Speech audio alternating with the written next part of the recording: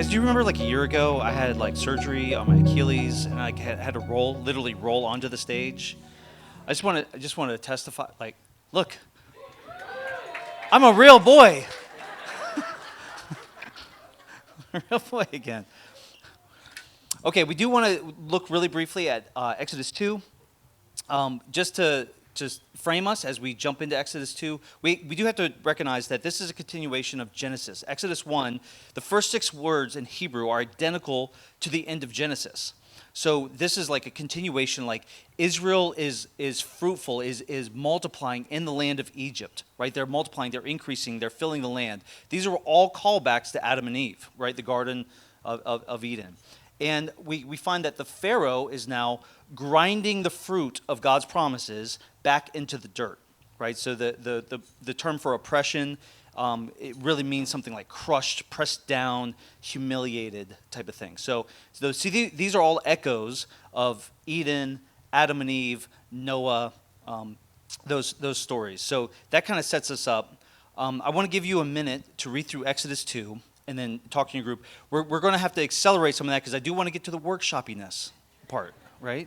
So so go ahead, read through the text of Exodus 2, and then you'll talk about it at your tables, and then we'll get going from there. Just a bit of background information. The papyrus basket, the basket word also means ark. It means ark, like ark, Noah's ark kind of stuff. So it's the same word. Okay, let's have a full room this conversation. Let's just have a few of us. Kind of, what are you noticing? What's jumping out to you? Kind of, maybe some of those echoes of Eden and Noah, Adam and Eve. Like, what's coming out for you at your table? So we'll just have a few tables share, and kind of go from there. Yeah, raise your hand. We'll run you a mic.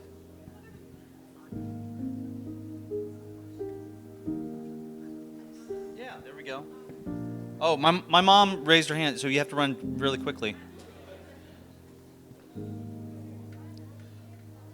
Ellie, I said run quickly, and she like slowed down. She's like, you can't tell me, you're not in charge of me. I think She's exerting her independence. You can see I'm not in charge, obviously. Okay. My thought isn't fully developed, so maybe you can help with that. But it just struck me, God can take even the most hopeless situation and turn it around. Everything was so hopeless for the Jewish people. All their babies were being killed, and in this very miraculous way, he turned it around to make a way for Moses to live, and then the rest of the story go on from there. But it just stands out to me. God can do anything. It's like he makes a way in the desert. Yes. Yeah. Yes. Oh, That'll come back up eventually. Yeah. Yeah. It's great. Chapter 1 does end with like the babies are dying, and it ends with civil disobedience of the women, but not with a lot of hope. That's a lot of struggle and strife. Okay, who else?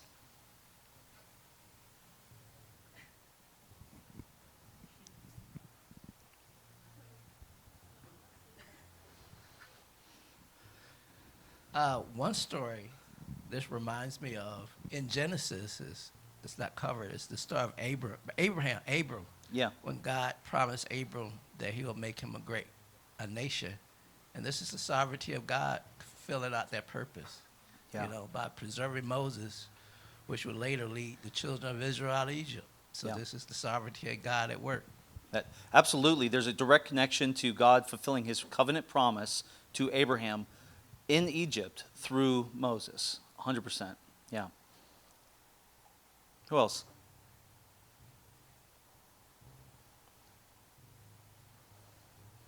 You guys are so shy. It's okay.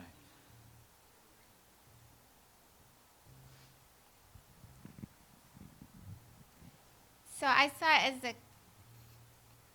a partnership between Moses' family and God's sovereignty, Yes. they weren't just going to give up on their boy, they made a plan. They didn't know exactly how it was going to turn out, but, the sister was watching, and then she actually jumped into action and tried to, make it so that his mom could nurse him, and, so it was just that partnership of them caring for him and God providing a That's way. right. That's right.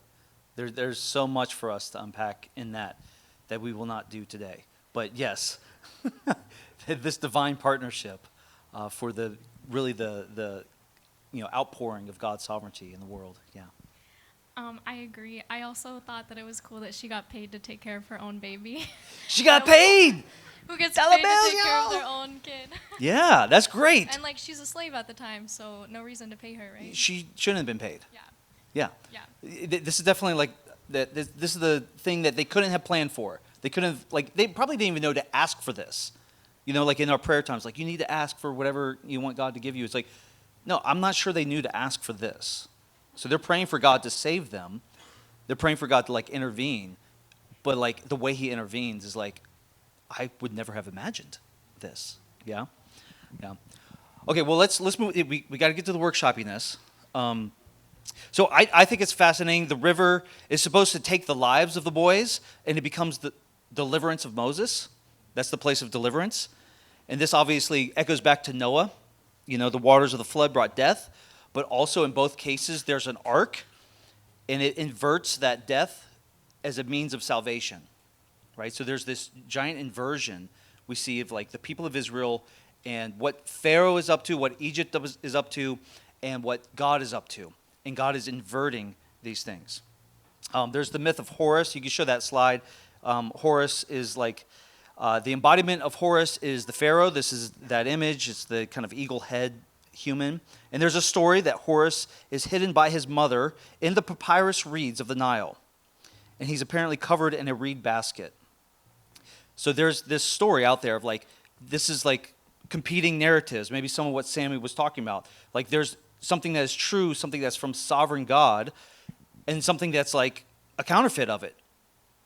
And what God is doing is he's inverting that story. He's saying, oh, I'm going to subvert the Horus narrative, this God of Egypt narrative. I'm going to undo it. And we see that continuation with the curses and stuff like that, the Exodus. So Moses is basically inverting the Pharaoh, and he's reversing the curse of Eden. That's part of what's happening, the fruitfulness. We're seeing the possibility of new life. So there's these echoes of Noah, echoes of creation, echoes of Adam, and it's this cycle that happens over and over again. This is like the reversal of the curse. So that callback to Genesis.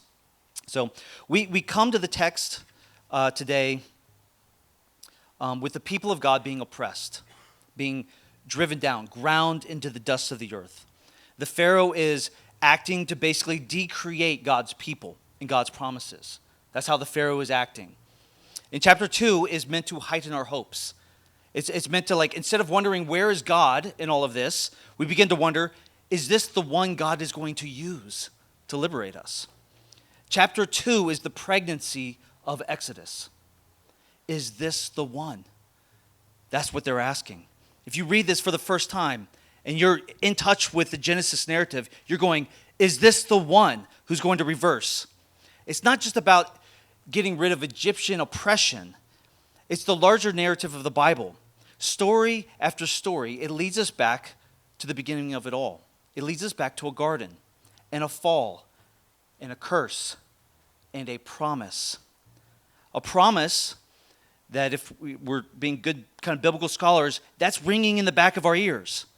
There is going to be an offspring of the woman who's going to undo the curse, who's going to crush the head of the serpent. The promise of a time where there was going to be someone to reverse or invert or undo the curse's effects. So from that point on, when that promise is delivered in Genesis, every story after that, every figure after that, we are meant to wonder, is this the one? Is this the offspring of Eve who's going to undo the curse?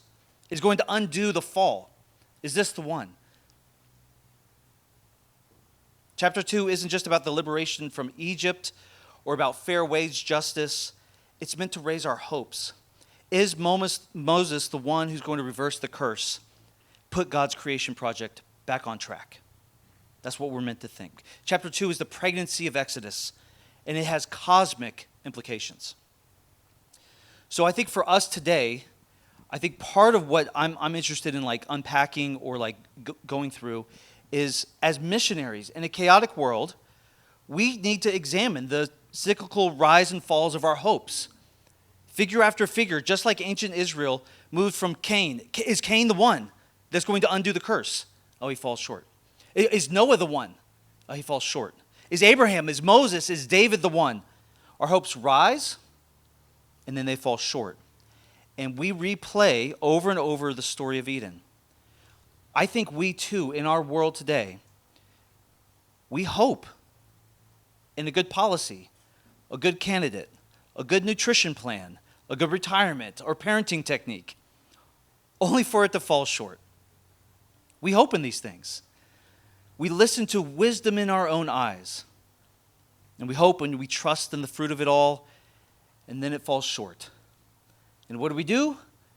We pivot to the next false Messiah. We put our hope in something else. So I want to do what I might call like missionary training. How do you get equipped so you could go into your workplace, your classroom, your neighborhood, and actually walk into the chaotic waters of the world, not as someone who's just trying to survive in that place, but someone who can navigate it with the wisdom of Messiah, right?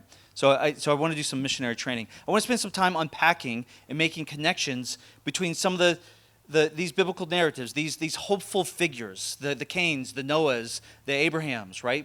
These are hopeful figures that Israel goes, is this the one? Only for them to fall short. What are some commonalities that we might see in our today's world? How do we find ourselves swept up into a hope that is not Jesus?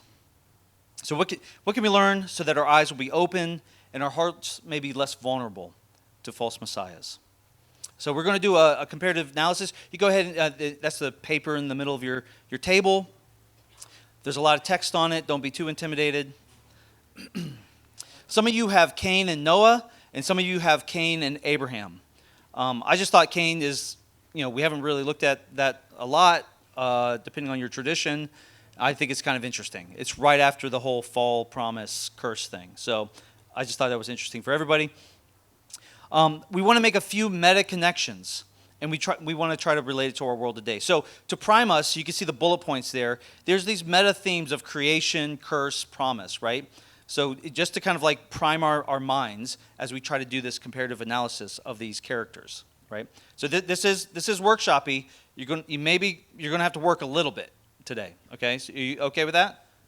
Carrie, is that okay? Okay. As long as she's okay with it, it's fine. Creator God hovered over the waters of chaos, made a good world with his words. The Creator God made humans in his image to imitate him, to cultivate Eden or delight into the rest of creation. He calls this very good. Humans trust in their own wisdom. They think they know better than God and submit to the animals, the serpent, they were designed to have authority over. Humans hide from God and try to cover their shame. Humans are exiled from delight, Eden, moved into wilderness, which is disorder or creation, and they are cursed. God embeds a promise within the curse so that the readers now wonder every subsequent story, is this the offspring who will cancel the curse? And you can see there's a couple like references from Genesis.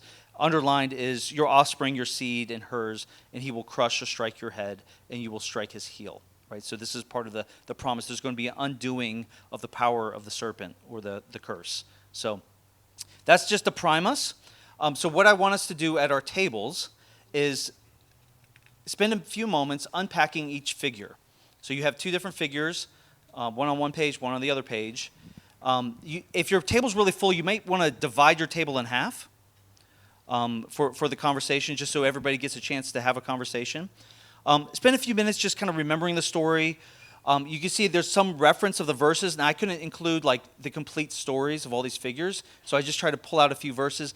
If we were like doing this like a deep dive, we'd have to do full character studies. Then we could do a full analysis. We just don't have time for that. I just thought it was still valuable for us to go, hey, Exodus 2 makes us wonder, is this the one? But that's the same thing that's happened before. Are there some connection points we can make as we try to be missionaries in today's world? So hopefully it goes well. If it doesn't go well, it's one talk, and we'll move on and get lunch. Okay, so what I need you to do, I'm going to just give you like 6 to 8 minutes per character to ask these questions. You can put up that slide. What about the story draws you to hope? Like you look at the story and you go, oh, there's actually hope here. Is this the one who will save us from the curse? Is this the one who will save us from the curse? What data points do we have from this story or from this figure that makes us hope in that? What are the connections you see between Genesis and the figure story? And of course, how do they fall short? So we want to give you a few minutes for you to kind of do that analysis for each figure, and then we'll kind of come back together and have a conversation. Is that cool? So a lot of table time. You guys ready for that? Okay, 1, 2, 3, break. Again, you might have to divide your table for discussion purposes. Once you feel like you've kind of unpacked that second character a little bit, we can show the next slide. Just drawn from our observations about these kind of two figures and some of these meta-narrative themes. In our world today, how do we hope?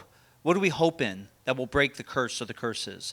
How do we look for a Savior? And how did you? So there's a couple questions there on the second page.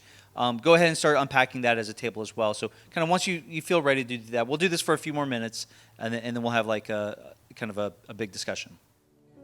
Okay, let's spend a few minutes just as a collective room. What are you learning? What are you seeing? What connections are you making about this phenomenon, this cyclical phenomenon of, is this the one, my hope? And then it falls short. What are we seeing, those consistencies between the different stories? Cain, Noah, Abraham, Moses. What are we seeing? So let's have a few minutes of observation. All right, Sam has chosen me. Awesome. I guess from our table, there's been a lot of discussion, and then also like personally, what's really stood out to me is like from the Genesis narrative, just this idea of desire and the curses being like you'll be working against something and it'll rule over you, and then you'll try and work against the land, but it's going to work against you, and then to Cain, it's like sin desires you, but you must rule over it. And sin looks like an animal. Yeah, and sin looks like an animal. Just this kind of like thwarted dominion, like hierarchy of dominion. Like in Genesis, it was like arranged the way it was meant to be. It was It's ordered. Like, it was like yeah. it was ordered with God, then people, then animals, and like if you operate within this dominion, this hierarchy, then things would go right. Everything would be well. It's and delight. It's yes, Eden. it's delight. Yeah. But all the like stories is like humans taking like, hey, let me see if I can take dominion over something in the created world. Like, let me just kind of adopt this like element of creation to like control things around me, Yeah. rather than allowing the dominion to start with God first. Yeah. And just it just There's seems a like it's all consistent through theme it. of like, we think better than God at some point. Yeah. Like that's really the crossroads. Like, I think I know better, Lord. Like this fruit. I think I know better, Lord. Murder. I know how to fix this problem. Murder. Okay. Who else? A few more people. I have a question that was never answered in seminary. Oh, jeez. Why was it so sinful for Noah's boys to see him naked? Yeah. You know what I'm saying? I mean, Yeah. I just please, can you answer this? I'm sorry? Oh, okay, thanks. Yeah. Brian will run a demonstration later. I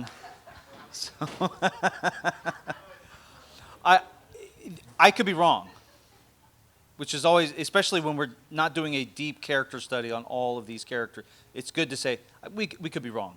Like we're gonna maybe make some false correlations, stuff like that. But I do wonder about the echo of the covering of shame from Eden, from the fall. And there's something about that happening. But also, Noah acts like Yahweh in the moment. He curses, right? So he delivers judgment on his sons. And that lineage of sons becomes Babylon, which is the big, bad, evil person in the personification of evil in the scriptural narrative.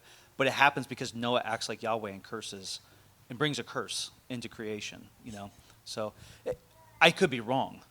So those are some of my thoughts about it. Yeah. Yeah. A couple other observations. What are we seeing, the connection points? Our hopes are rising, they're falling. What are some of the themes? How do we see these characters kind of We see some reversal. Like even Cain was a good farmer, which is the immediate reversal of that. Like you're going to toil in the dirt and for your thorns, and it's going to be against you. But Cain seems to have some level of success. It's like, oh, wait, maybe he's figured it out. Maybe he's the one that's going to reverse this curse of the land being against us, right? So where else are we seeing that in some of these stories? Yeah, I think our table for our second character got Abraham. And so I think that there's clearly, like whenever it's in Genesis 15, verse 4, like there's so much hope. Yeah. God is like literally telling him, hey, you like have hope. I'm going to give I'm going to you like a family. locate my creation project on you. On you. And you're going to become like a thing. This is a thing. Yeah. And it even says in verse 6 that he believed the Lord. Yes. And it was credited to him. Yes. And then you And jump then- ahead to chapter 16. Yes. And we actually we're noticing some parallels to Genesis, but also to the Exodus. Yes. Right? It's Yes. like there's this plan, and a person, like, you kind of have, from our perspective, we kind of know the story. So we're seeing it from a bird's eye view, but God puts out this plan, and in each narrative, Eve in Genesis, Abraham and Sarah, or Pharaoh tries to take control of the plan. Yes. Yes. And I loved Emily used this word. She said it's like we all think that we're like the main character, and that's what the world tells us too. Like, And the Bible is actually all about us. yeah. It's like, that's main so character not true, energy, but we make like, it about you're us. the most important. Every verse is for Take me. it for you. Whoa. Yes, exactly, right. Sort of. And it's not 100% true. And Yeah. it's like, yeah, there is this. It has to feel frustrating to wait 10 years and not see that promise fulfilled. 100%. But it's not in your timing. And you're getting how wrinkly. You're getting older. Mhm. You're getting weaker. All of those things Knees are hurt. real. But it's just so interesting that in all three scenarios, each person, like, it came to a point where they like chose to not wait anymore, chose to not be Yes. curious about the mystery of God and Yeah. how he could bring forth this promise that he Yeah. gave, and then they take it into their own hands. There's a consistent theme of, at some point, people go, I think this is wise, and it departs from the way of Yahweh. It departs from it. But I think it's good. I call it good. God has called something else good, but I call this good. And that's a consistent theme. It's even if there's a lot of great promise, great hope, great works. Moses performed. We'll see in Exodus. He performs incredible. Like, he's a friend of God. Like, he doesn't have to cover his shame. He has to cover the glory of God on him from the people. So he's like really a boss, and yet he still goes, "I'm going to depart from the way. I know better than the Lord, and I want to do something different." Any other comments? I just think it's such a contrast between Moses' mother, like Moses' mom. Like, you have Eve and you have Sarah who are trying to like fix things and Yes. do their own thing. And then you have all these women in the beginning of Exodus who are like, I'm just gonna kinda like do what I think is right. And God totally blesses that. Yes, yes, yeah. Deliverance. It is again those echoes of like, these are like representative Eves that are showing up at the beginning of Exodus. Again, it's not a one-to-one, but it's meant to be like, oh, that's in the background. That's in our memory banks, and that influences how we read this current story, right? That's why we go, Exodus 2 is pregnant. It's pregnant with hope. It's pregnant with possibility, and it has cosmic implications. Yeah. Anybody else? Yeah, one and That table is hot. Holy I Spirit know, was just sorry. there today. Super cool. Going back to Genesis 4 and Cain, just thinking about different parts of God's character that are revealed in these stories. After Cain messes up and he gives of this like the leftovers or whatever for the offering, God's not like just completely get out of my sight, don't get near me. He's That's right. like, why are you angry? Like there's a way Yeah. to do what's right. Yes. So he's not just completely dismissive whenever we screw up, but he's like, hey, it's okay. There's a way to get back. Yeah. And Cain's like, I have a better idea. Murder. Okay, guys. I hopefully that was okay. It's just kind of dipping our toes in those waters. I do want to make a few comments of what I might call like characteristics of false messiahs, because that's ultimately what happens. We place our hope in a thing, a person, an idea, a policy, a country, whatever it is, and it falls short. We place our hope in it. We say, "You will save us from the curse." In our hearts, we know something's not right. We know we're designed for peace, and we hope that this policy will bring peace, or whatever. This idea will bring peace. This financial account will bring peace, right? We hope in it, and it becomes a false messiah. So I think there are characteristics. So as you guys as missionaries go into the world, I think it's important to go, we need to think critically about this. There is this cycle of like every person you're meeting, they have hope in their heart, and they place that hope on something or someone that is going to fall short if it is not Jesus.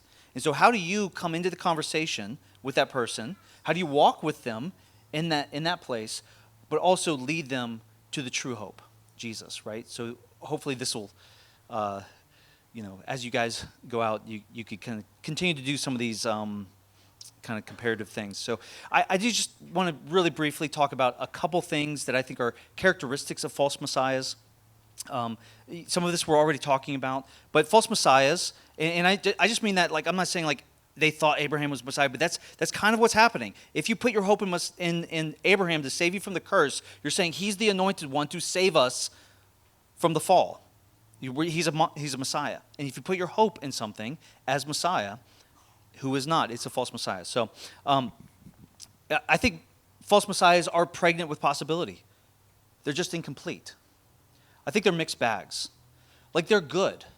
Like, all these characters are good. They're very good. They just fall short.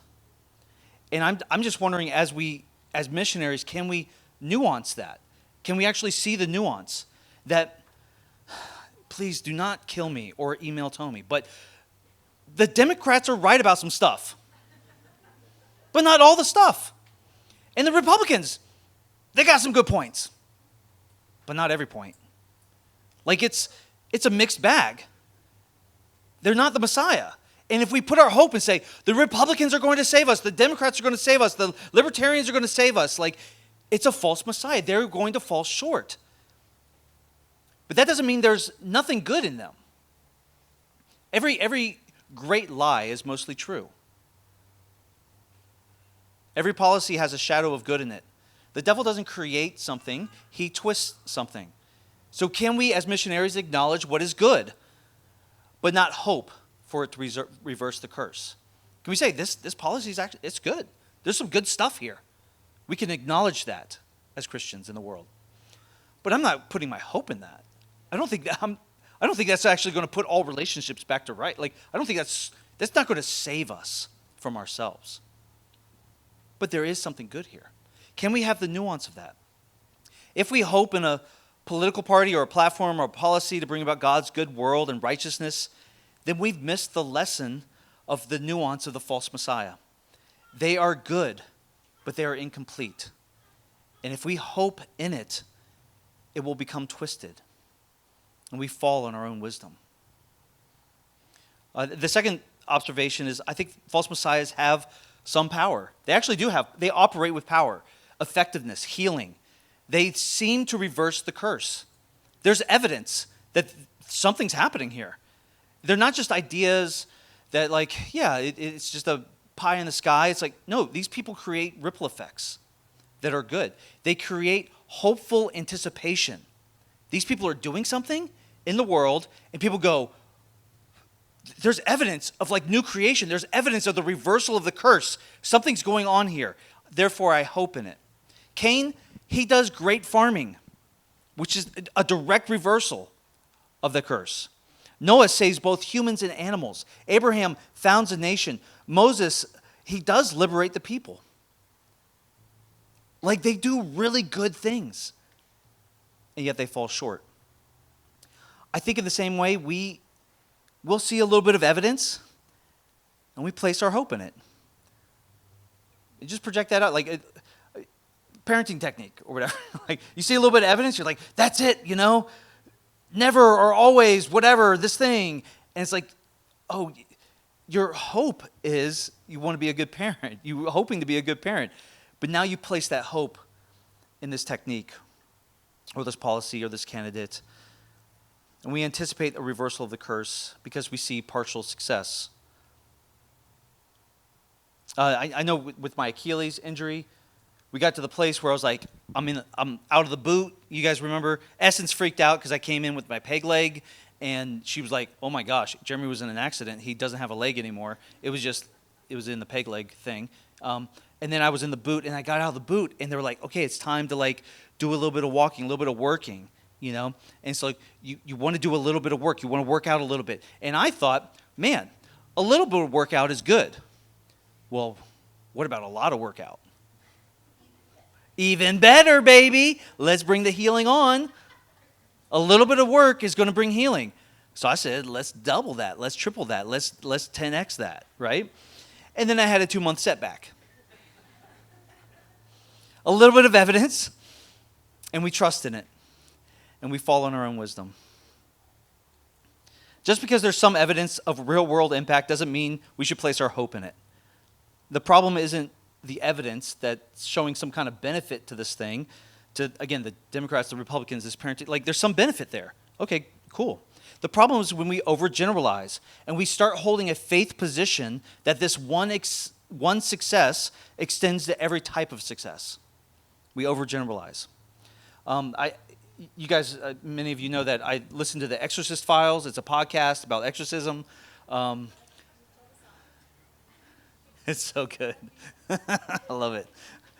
They interviewed this woman who was like this prominent worship leader. I guess in like some church settings, like worship leaders travel and they sing songs and lead worship gatherings, right? So itinerant worship leader person. And she was like pretty prominent in the nation. And she was like traveling internationally and stuff like that.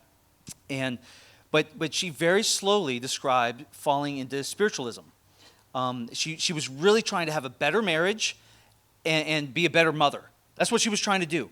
Like kind of like mundane stuff. But she was like looking for power. What will help me have a better marriage? What will help me be a better mother? Right? And so she started, it was like miraculous, but the reverse of miraculous, like demonically miraculous. This shaman shows up in their lives and invites them to start taking these ayahuasca trips. These ayahuasca journeys, which is very popular in the zeitgeist right now. You guys, I'm sure, hearing all about that kind of stuff. But she's like, it was so normal, but through crystals, through spirit quests, through yoga, she was like actually finding some healing. It actually helped a little bit. It was amazing. This woman was very honest. She was like, no, you have to understand. It's deceptive because it's partially true. There is power in some of this stuff. It will kind of work. And that leads you in, but it will lead you to destruction. Just because there's a little bit of power doesn't mean we should put our hope in it. She had a great testimony of like deliverance, and it was awesome. But I just took away from like, whoa, she was so adamant. Guys, if you're just looking for a little bit of power, you could find that in the demonic. There's evidence for it, and it will destroy you. So if we're just saying evidence equals God, we got to have more discerning wisdom than that. We flirt with false messiahs because there is some power in the false things. Maybe music. Yeah, sweet. We'll wrap up. Guys, I think messiahs are the shadow of the thing that is to come, and his name is Jesus. I think Noah is a shadow of the thing that is to come. Cain, any kind of person who's a signpost of what is to actually come, but his name is Jesus. We're drawn to hope in false messiahs because there is a real Messiah. If you show the slide, Colossians 2, these are a shadow of things that were to come. The reality, however, is found in Christ. And I think it's okay for us to confess, hey, we get our hopes up and we place our hopes in things that are not Jesus. It's okay to confess that. But I don't think that should lead us to like nothing matters. I don't think that should lead us to withdraw our hope. Instead, I think what it should do is it should move us to look for what's casting the shadow. Our hopes we put these promises on the shadow of something. C.S. Lewis quote, "Creatures not born with desires unless satisfaction for these desires exists. A baby feels hunger, well, there is such a thing as food." And later on he says, "And if I find in myself a desire with no experience in this world can satisfy, the most probable explanation is I was made for another world." Because I'm not sure how productive it is for us to just tell the world to stop believing in crystals and politics and careers. But instead, I think we should proclaim all truth is God's truth. Every good desire and hope is found in the image of the invisible God, and his name is Jesus. We can actually, in a nuanced way, agree with the desire. You should desire to be a good mom. You should desire to like peace and wholeness and healing. You should want that. That's actually really good. I can agree. I can have compassion on their hope. But we also need to declare to them, these are but shadows. And we know the one who casts it. We know him. Jesus is our hope for liberation, salvation, the reversal of the curse, the setting of things to right, healing and redemption and the making of all things new. Jesus is the vine and the good shepherd, and he's our friend. Every hope finds its way back to him. He's the truest hope of all our hopes.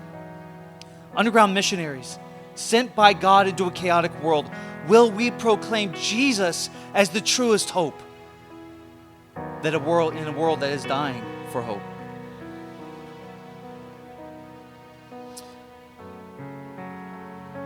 We want Jesus to have it all. We want to give it all to him. Every hope. To take it from a false Messiah, even if they've done really good stuff. Even if we agree with them at a really high rate. But they're not going to save us. They're not strong enough. I remember in college, I was a part of InterVarsity Christian Fellowship, and there was a dispute. There was a household of like in the fellowship at the time, like the cool Christians. I don't know what that would look like nowadays, but like they kind of were a little trendier, a little cooler, played guitar, skateboarded kind of stuff. So like the cool Christians. I don't know what that is now, but Brian Sanders, he was the staff worker, and this group of students, there was like a little household of them. They just weren't feeling his leadership anymore. And so they were kind of stirring up division, and they were looking to break things off, and they were looking to do their own thing. And they didn't want accountability, and they didn't want leadership development. And it was in that season, I was so bothered by this. These were like my friends. Some of them were like my close friends. And they were just causing this division. And they were just trying to like spew gossip and slander. And you know how these things get, people just get worked up, right? And they're trying to like leave. And I just remember like in that season, working so hard and thinking and hoping, if I just had the right conversation, and if I worked hard enough, and if I was a good enough leader, then we could save these relationships. I remember thinking that. I remember trying that. I remember working towards that. And the thing is that my hope and my hard work in doing leadership right is good. It's often beneficial to people. But it's also incomplete. And it falls short. And I'm not leader enough for those people. I can't work hard enough to satisfy those people. I can't actually save those relationships. My working hard, my trying to be a good leader, it was a shadow of the one whose work is good enough, strong enough, wise enough to put all relationships back in order. And honestly, I go back to this false hope repeatedly. I don't know if you're like me. You find yourself kind of repeatedly saying, Jesus have it all. And then next week you're like, yeah, but my 401k, you know, whatever it is. I go back to this one repeatedly in my life, and it always falls short. I find myself back at the foot of the cross, leaning on his work that he's accomplished. He is my truest hope to put all things right. And so I come back to this place of, and it's a very simple prayer. But Jesus, I place my hope in you. whatever phase of life, whatever evidence I see, whatever good thing is out there, we could, in a nuanced way as missionaries, walk in that world. But Jesus, I put my hope in you. Return soon, Lord. How long, O Lord, before you return? Jesus, I hope in you. I'm wondering if you could join me in that prayer as we kind of move towards communion. Is that cool? So maybe you could just kind of close your eyes. And maybe the prayer underneath our breath, Jesus, I place my hope in you. Jesus, I place my hope in you. Some of you hope in health trends or political movements and economic projections. There is some evidence, but I'm telling you, it will fall short. Jesus, I place my hope in you. Some of us hope in leading our Bible study perfectly or working hard for the future. And it's good, but it's incomplete. If that's you, Jesus, I place my hope in you. And some of us hope in our being a microchurch and doing microchurch stuff will change the city, the campus, or the neighborhood. It's good, but it's only a shadow. Jesus, I place my hope in you. Jesus, I place my hope in you. Your work, your perfection, your love, your power. I hope in you.